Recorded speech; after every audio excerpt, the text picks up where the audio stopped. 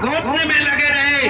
क्या ऐसे आदमी को वोट देंगे जो मोदी गहलोत साहब की सरकार गिराए? क्या उनको वोट दोगे? आप दोगे क्या? हाथ खड़े करके कौन नहीं देंगे, जवाब मांगेंगे। बहुत बहुत धन्यवाद। तो मैं ये कह, जननायक ने, श्री अशोक गहलोत जी ने, जिसका नाम लेते हुए कई नेता, मैं कहता हूं पार्टी के भी नेता सुख चाहते हैं। ये लोग हर मेहनत को धूमिल करने के लिए जब रिपोर्टें आ गई कि जिला बनने जा रहा है, तब एक स्पीड की एक यात्रा दिखाकर और लोगों को, बाकी लोगों की मेहनत की अनदेखी कर रहे हैं। खैर कोई बात नहीं, इसलिए अशोक गहलोत जी को हम धन्यवाद देना चाहेंगे। उन्होंने जिला बनाया और जिला बनाने के साथ साथ अपने इस 5 साल के कार्यकाल में जो योजनाएं दी है, मैं कहता हूं किसी व्यक्ति विशेष को नहीं दी। ये अशोक गहलोत किसान का बेटा हो सकता है, मजदूर का बेटा हो सकता है, लेकिन किसको कोई आंख दिखाकर काम ले नहीं सकता।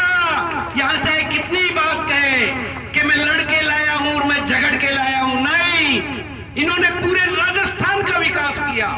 पूरे राजस्थान को अग्रणी राजस्थान बनाने की एक सोच पैदा थी इस शख्सियत में। मैं कहता हूं धन्य उस माँ को जिस माँ ने ऐसे बेटे को जन्म दिया, गिरवे रख के और पैसे लेकर इलाज कराते थे, लेकिन धन्य उस माँ को जिसने इस जननायक को जन्म दिया। 25 लाख रुपए तक का कोई भी इलाज, अगर बीमारी, चाहे कैंसर है, चाहे आपकी हार्ट अटैक है, चाहे साध्य कोई रोग है, वो फ्री करके रख दिया। यही सबर नहीं लिया इस जननायक ने, श्री अशोक गहलोत जी ने, जिसका नाम लेते हुए कई नेता, मैं कहता हूं पार्टी के भी नेता सुख चाहते हैं। सुख चाहते क्यों हो? ये वो शख्सियत है जिसके सुबह के दर्शन भी अच्छे हैं, दर्शन भी अच्छे हैं। आज जब हम बैठने के लिए जाते हैं कहीं कहीं गांव में, और कोई घर का जवान बेटा या कोई एक्सीडेंट में गुजर जाए, परमपिता परमेश्वर करे ना गुजरे, लेकिन जब गुजर जाता और हम दरी पर बैठने जाते थे तो आवाज आती थी घर में से कई बार, अरे बारे, कमाने वाला भी यही था। तो मैं कहता हूं उस चीख को सुनकर कई बार दिल में दर्द होता था। क्यों? क्योंकि गाड़ी का पता नहीं लगा कौन गाड़ी मार गई, और इंश्योरेंस गांव में ढाणियों में लोग कराते नहीं है। लेकिन इस जननायक ने, श्री अशोक गहलोत जी ने, ये दर्द हर परिवार का बड़ी गहराई से समझा, और इस दर्द के लिए उन्होंने हर परिवार को कह दिया कि परमपिता परमेश्वर के हाथ में है अगर मौत। लेकिन जो पीछे का परिवार है उसको दुख आपका ये मुखिया पाने नहीं देगा। हर परिवार का 10 लाख रुपए का एक्सीडेंटल इंश्योरेंस कर दिया और किस्त भी जमा करा दी, पूरी की पूरी, कोई किस्त की जरूरत नहीं।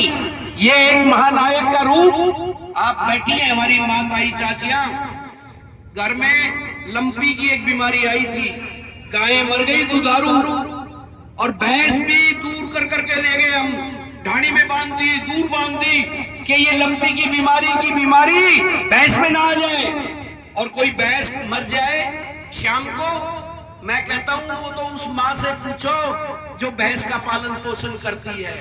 पूरी रात नींद नहीं आती, पूरी रात रोने में निकल जाती है। सुबह बच्चे दूध मांगेंगे, सुबह दूध में से कुछ 500 रुपए का दूध बेचकर काम चलाते थे, उसका क्या होगा? ये 70-80 हजार की भैंस मर गई और 80 हजार रुपए और लाने पड़ेंगे, 1.5 लाख का दंड हो गया।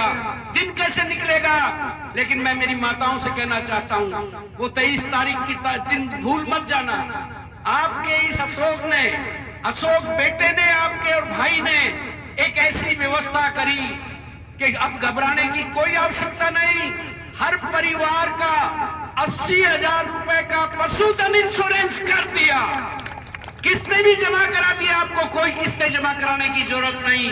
अब ये भी चिंता की जरूरत नहीं है कि भैंस बीमार होकर मर गई, इसमें ज्यादा लंबा चौड़ा इतिहास पूछने की जरूरत नहीं, अधिकारी पैसा देकर जाएंगे। मैं आपसे यही कहना चाहता हूं, 5 साल जिस जननायक ने 5 साल जनता जनार्दन के चरणों में और उनकी सेवा और मान सम्मान बढ़ाने में गुजार दिए हों, और मोदी जी, मैं कहता हूं मोदी जी दिल्ली में बैठे हुए जब इस सदी की सबसे भयंकर बीमारी अगर कोई जननायक संघर्ष कर रहा था और सबसे कम मौत अगर हुई तो हमारे राजस्थान में हुई इस कोरोना में, ये इतिहास रचा, हर घर में किट पहुंचाई। लेकिन उस पीरियड में जब हम कोरोना से लड़ रहे थे, जनता कोरोना से लड़ रही थी, मजदूर पेट के लिए संघर्ष कर रहा था, मां अपने बच्चों को पालने के लिए, मैं कहता हूं आटा मांग कर या कहीं पड़ोस से काम चला रही थी। शहरों में तो इससे भी बुरी दुर्दशा थी, गांव में अनाज मिल तो जाता है, शहर में कोई उधार नहीं देता, दुकानें बंद हो गई थी। उस पीरियड में ये मोदी जी गहलोत जी की सरकार गिराने में लग रहे थे। एक सरकार गिराई गोवा की, एक सरकार गिराई मध्य प्रदेश की, और तीन आपके राजस्थान की सरकार को 3 बार प्रयास किया गिराने का, 3 बार प्रयास किया। ऐसा पापी और ऐसा दुष्ट आदमी मैं ये कहूं आपको हो नहीं सकता जो ऐसी महामारी जैसे पीरियड में भी सरकार को गिराने के लिए हमारे एमएलए खरीद रहे थे। सुनने में आया जब अपने गहलोत जी बताते हैं 10-10 करोड़ रुपए दे दिए एमएलए को, मानेसर पहुंचा दिया उनको सरकार गिराने के लिए। मैं कहता हूं वो दुर्भाग्यशाली टाइम, वो पीरियड वो भूल नहीं सकती राजस्थान की जनता। इस भारतीय जनता पार्टी ने जो उनके साथ किया है, पीठ में जो छुरा घोंपा, और गहलोत जी जैसा एक किसान और मजदूर का बेटा पूरी रात पूरे दिन अपने परिवारों को और अपने राजस्थान की जनता को पालने में लगा रहा, और ये पीठ में छुरा घोंपने में लगे रहे। क्या ऐसे आदमी को वोट देंगे जो मोदी गहलोत साहब की सरकार गिराए? क्या उनको वोट दोगे? आप दोगे क्या? हाथ खड़े करके कौन नहीं देंगे, जवाब मांगेंगे। बहुत बहुत धन्यवाद। तो मैं ये कहती बेटी को दे दिया, मेरी पोती को दे दिया, पता नहीं है बहुएं देती कि नहीं देती, चाहे वो दे ही देती, लेकिन विश्वास नहीं होता। आज हर माँ के पास तिजोरी में पैसा है, गहलोत जी ने वो व्यवस्था करके रख दी। हर बुजुर्ग की तिजोरी में पैसा है, वो व्यवस्था करके रख दी। फिर भ्रम भी हो गया कि कहीं ऐसा तो नहीं है मेरे बाद ये अहंकारी कोई 5 साल 10 साल बाद मुख्यमंत्री आ जाए।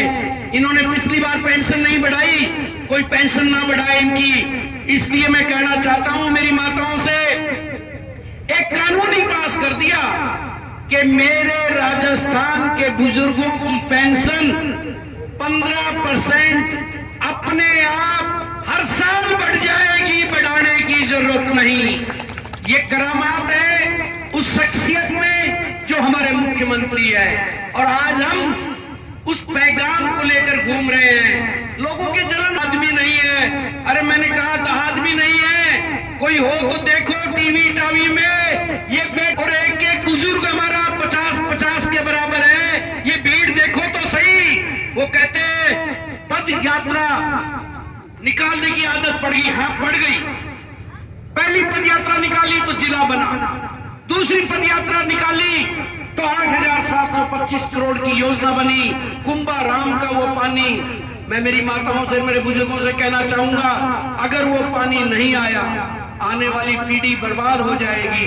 कैंसर जैसा रोग अगर फैल रहा है फ्लोराइड की वजह से, गोडे और टखनों का दर्द अगर फैल रहा है, और वो हिमालय पर्वत का पवित्र पानी जिस रोज आएगा, हमने 16 में यात्रा निकाल दी, और 16 की यात्रा में निश्चित करवा लिया था भारतीय जनता पार्टी से टकराकर वहां पर कि जिस रोज योजना बनेगी आपकी योजना बनाएंगे। हमने डीपीआर के पैसे भी निकलवा दिए थे, जमा करवा दिए थे। लोग कहने को कुछ भी कहे, लेकिन जो हमारी पद यात्राओं में जब हमें दम नजर आया तो हमें यह भी दम नजर आया कि तीसरी यात्रा हम निकाले।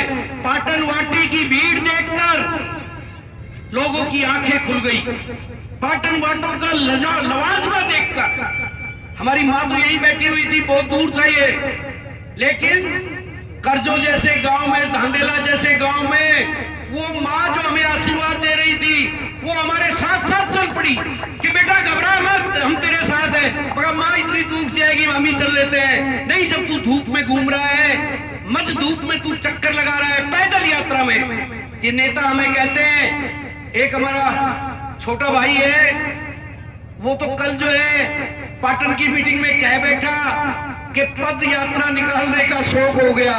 मैंने कहा शौक ही शौक नहीं, आदत भी बन गई है। जिसके गोडे में जान है वो तो पद यात्रा भी निकालेगा, खाट में पड़ा पड़ा क्या निकालेगा मेरे भाई।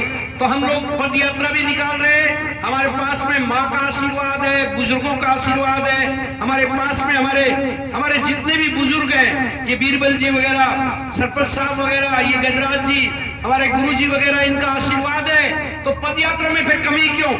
हम लोग घूम रहे हैं। लेकिन जैसा उन्होंने कहा कर्मचारियों को लेकर पद यात्रा निकाल रहा है, तब मुझे याद आया कि मेरा भाई शायद इसका दिमाग का जो कंप्यूटर का हेड है ना, वो कहीं खिसक गया, वरना ये ऐसे बोलता और ऐसे शब्द जो बोले बड़ा अचंबा आया कि उसको दुनिया नजर नहीं आ रही।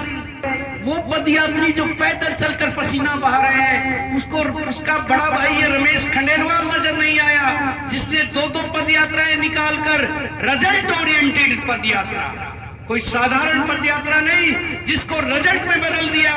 और ये 30वीं पदयात्रा आज कहकर जा रहा हूं, ये कुंभाराम का पानी, अगर आपका ये बेटा होता तो पहले फेज में अब तक आ गया होता, लेकिन पानी नहीं आया। झूठे डीजे जरूर बज गए, चढ़ा में भी, सिरोही में भी ले आ। वो तो बस भड़क की आवाज सुनते ही और भाग लेते, मैं ले आया नहीं।